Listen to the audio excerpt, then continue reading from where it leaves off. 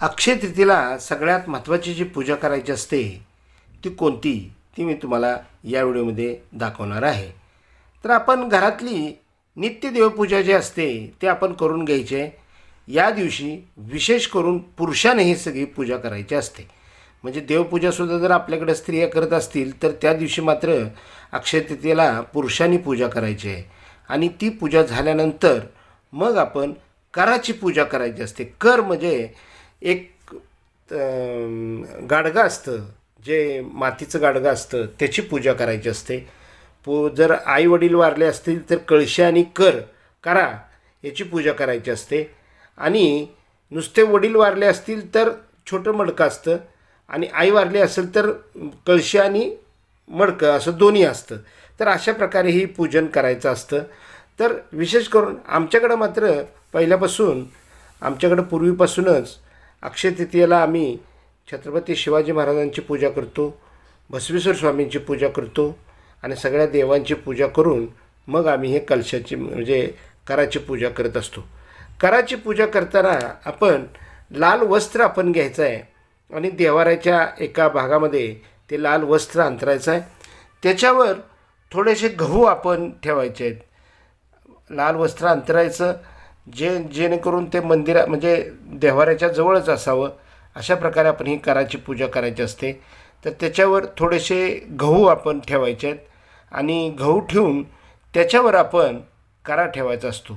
करा म्हणजे एक मडकं असतं, त्या मडक्याला एक होल पाडलेलं असतं. आता हे पुण्यातलं मडकं आहे, पुण्यात घेतलं आहे, त्यामुळे हे त्याला होल वगैरे काय प्रकार नाही.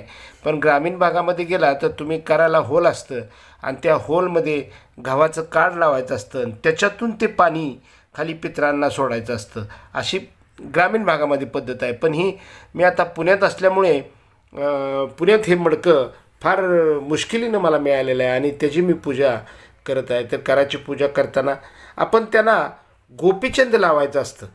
बाकीची माणसं कोण अष्टगंध बुक्का अमुक तमुक काय काय सांगतात, तर कुठल्याही पित्राची पूजा करताना त्याला गोपीचंद सगळ्यात महत्त्वाचं आहे. गोपीचंद, गुलाल, बुक्का एवढंच फक्त लावायचं असतं. अष्टगंध वगैरे काही लावायचा नसतो. आणि थोडं गोपीचंद आपण त्या पाण्यामध्ये करामध्ये थोडं पाणी भरून घ्यायचं आणि पाणी भरल्यानंतर मग आपण त्याला गोपीचंदाचे 5 नाम ओढायचे आहेत, 5 टिपके द्यायचे आहेत आणि त्याच्यानंतर मग आपण त्याच्यावर कराची पूजा करून घेऊन त्याला फूल व्हायचं आहे, अक्षदा व्हायच्या आहेत. आणि अशा प्रकारे ही सगळ्यात महत्त्वाची पूजा ही अक्षय तृतीयेला करायची असते. आपल्या पित्राची पूजा करायची म्हणजे आपले पित्र म्हणजे आपल्या वडिलांची पूजा करायची असते. आणि वडिलांची पूजा करून, ज्यांचे वडील वारलेले आहेत त्यांची पूजा करून आपण त्यांना हा पहिला आंबा खायला द्यायचा असतो. म्हणजे आंब्याचा जो नैवेद्य आहे तो पहिल्यांदा आपल्या वडिलांना द्यायचा आणि नंतरच मग आपण आंबा खायला सुरुवात करायची असते. तोपर्यंत अक्षय तृतीया होस्तोपर्यंत हा आंबा खायचा नसतो. ज्याचे वडील वारलेले आहेत त्यांनी, ज्याची आई वारलेली आहेत त्यांनी. आणि अशा प्रकारे मग हा नैवेद्य आपण भरायचा असतो. पुरणाचा नैवेद्य करायचा, एक देवाचा नैवेद्य, एक वर ठेवायचा कावळ्याचा नैवेद्य आणि एक त्या करावर ठेवायचा नैवेद्य. अशा प्रकारे 3 नैवेद्य आपण भरायचे असतात. त्या 3 नैवेद्य, आता ते नैवेद्य जो असतो तो करावर ठेवायचा असतो. तर तो करावर ठेवला की तो खाली जाईल म्हणून त्याच्या खाली एखादी डिश ठेवली तरी सुद्धा उत्तम. पण जर तुम्ही असा नैवेद्य केला असेल की जाड असेल आणि त्याच्यावर मग आपण आंबा ठेवायचा असतो. म्हणजे जर घडी घालून जर पोळी ठेवली तर मग आंबा व्यवस्थित राहतो. नाहीतर मग त्याच्या खाली थोडीशी डिश ठेवायची आणि त्या डिशमध्ये आपण हा नैवेद्य ठेवून हा आंबा ठेवायचा असतो. आंबा ठेवल्यानंतर मग आपण त्याची मनोभावे पूजा करायची असते. त्या करातून थोडंसं पाणी त्या गव्हावर खाली पडत असतं. त्याच्यानंतर आपल्या आईवडिलांच्या फोटोची आपण पूजा करायची असते.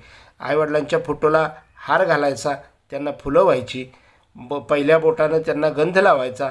गंध हा तुमचा गोपीचंदाचा गंध लावायचा. त्याला तीळ आणि तांदूळ, असे काळे तीळ आणि तांदूळ आपण त्याच्यावर लावायचे आहेत. माझ्याकडे नव्हते त्यामुळं मी लावले नाहीत, पण तीळ आणि तांदळाचा फार मान आहे. आणि अशा प्रकारे आपण हे पित्राचे पूजन करायचं असतं. अशा प्रकारे आपण हे पित्राचं पूजन करा. त्याच्यानंतर तुम्ही तर्पण तुम्हाला जमत असेल तर तर्पण करायचं आहे आणि जो नैवेद्य हे केलेला आहे तो नैवेद्य आपण वर नेऊन कावळ्यांना द्यायचा असतो. अशा प्रकारची आपण पूजा अक्षय तृतीयेला करायची आणि आपल्या ज्या पितरांना आहे ते आपण प्रसन्न करून घ्यायचं आहे. जर तुम्हाला ही माहिती आवडली असेल लाईक करा, कमेंट करा आणि माझ्या चॅनलला सबस्क्राईब करा. जय जय राम कृष्ण हरी. धन्यवाद.